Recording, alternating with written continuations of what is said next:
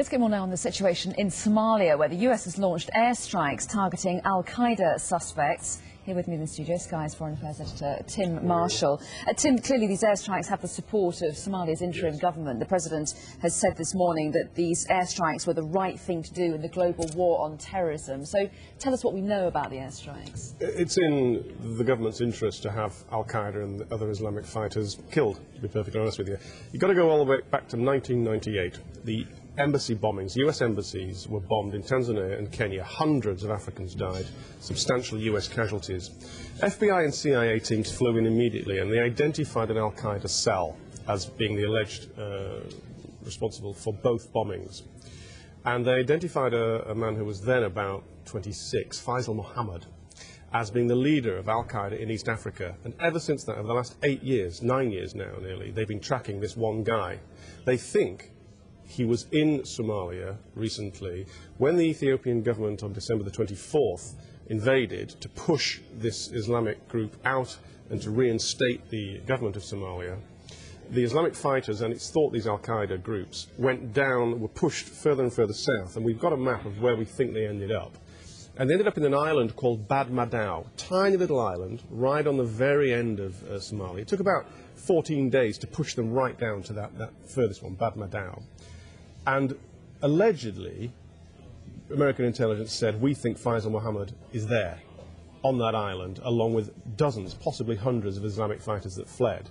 In came the airstrikes off the US warships that are off the coast.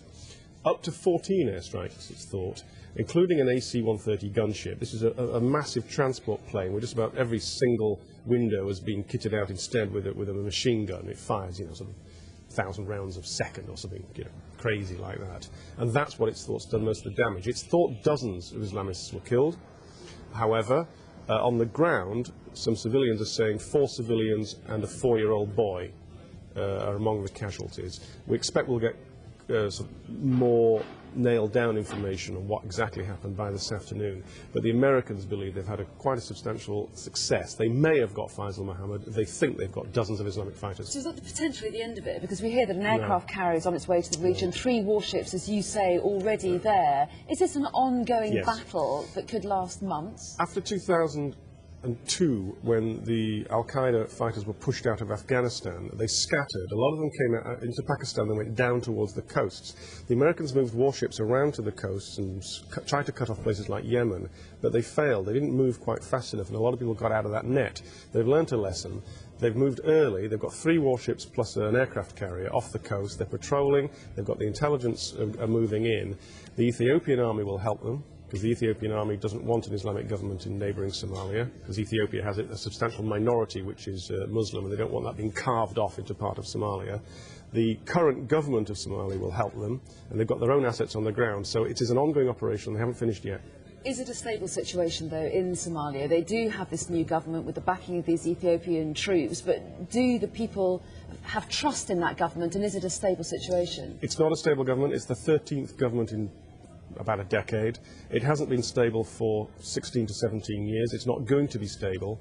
The al-Qaeda and Islamic fighters that have been pushed out of the capital are talking about having an Iraqi-style war now. They want this to become one of the new battlegrounds, and they will have hit and run and IEDs and the whole thing. I don't think it will become like Iraq, A, because the Americans aren't staying there. I mean, they're only operating from the air.